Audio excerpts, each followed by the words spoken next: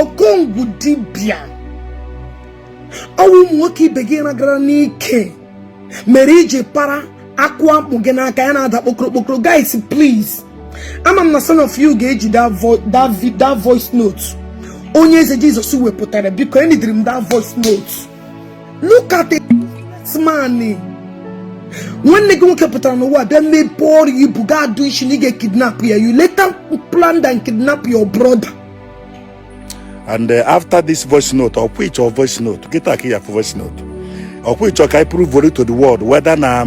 if I Okongwu Dibia and Kaya ya Arrangee, you know, Cambozia Ikeketa. JCN, or question and Nasiase, na royal, Imakwaro na yo Okongwu infection yara watakili elisisi last month, infection.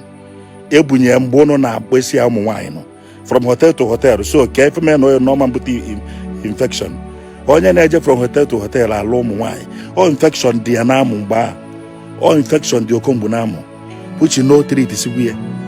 not which no jikwa ọnụ agwa m no infection so Onyeze gewodo na obere voice note a ka ụnụ marụzi ya mụ na ọ bụ asị ka nna asị just gewodo na sọsọ obere a ọ dị ka mma nyaafọ mụ na Okongwu na-ekwu na-elekọdụ ife niile rekọdụ ngwanenya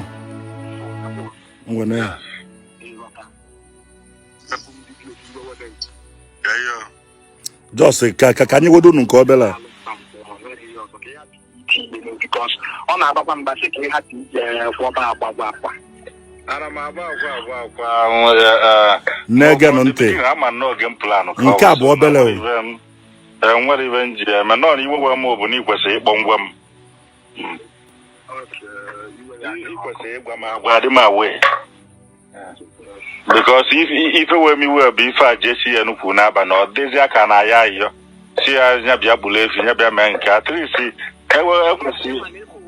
ko we malugoro ko bu fa na ka ewe prove kwalo nde mma na si alụzi n'ụka alụzi n'omenala n'ike dị n'omenala eso bụ adoro ewe bụ mmadụ ebu akpụgwa nsem na form 5 so we kọta ya bụ biko na ke mosio ga anya ka fa ja yo kutisi onye ọbụla na arụ and God said you can be go up on if you go na Arrangee on afugie emekwenu ma na ife niile a ime ka iwe bunikwa fa ọzọ aye bikwa imotos kai ogbogo nu ka abusho akwa emesi ya ma ebulo moto ma na nsogbu ade ona monu anya akwa ogbu kita seri ya ka ngi ya mmanya ona nụrụ onu a ma no defendeli ya check and return wa check and return wa so nke a ka mama ka m na-epure godo unu abalị m metiwazi nke m mee watazi complete voice note onye afụfa na ọkpọ na fonu mbụ ọ nọ na nke a ya si mmụ agbakwa n'akwa ọ sị m agwa n'akwa ọ na-asị na mụ na unu si eme Arrangee asị Arrangee keta ka mbọzi ya ịma na muchi warning echi munu warning echikwa ngi warning JCN check ada keta ife na like big man to big man case na nke a bụ nke gị na Jpac ma pịawo na nke a bụ nke gị na Jpac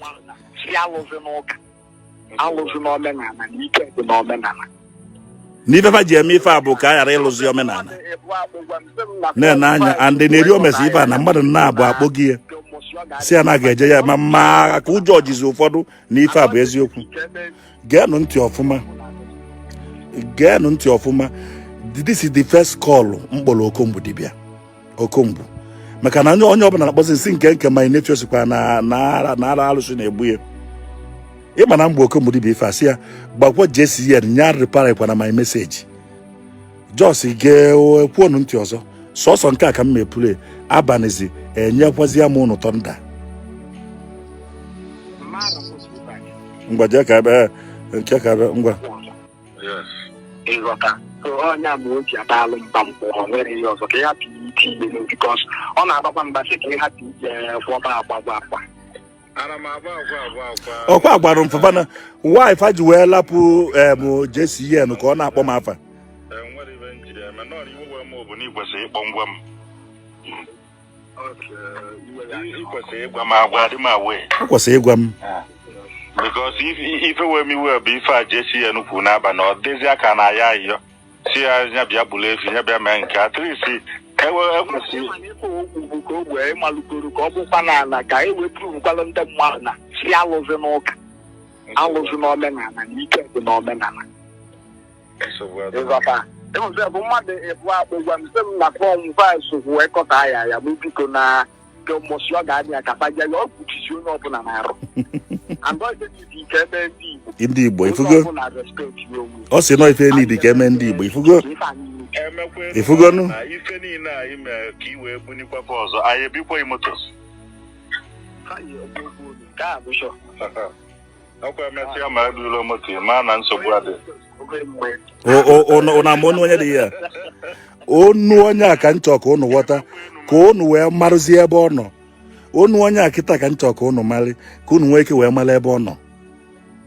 jos geenụ ntị onye asị ya kedu onye Jizọs ka oge ịmụ mmanya ka unu marụzie onu onye dị ife a ka unu wee mara ebe ọ je nya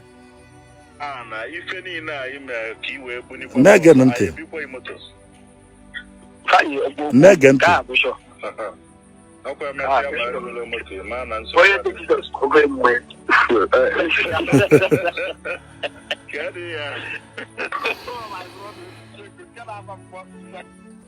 so ka mbụ mmụọ abụrụ onye nsogbu ihe nji wee nye unu this voice note bụ maka na JCN ọ gbụbago m afa too much just nke obere ka nye abịazịa na nke ugbede amazụ ya ga-akụli bie biznes ka abịazịa na nke ugbede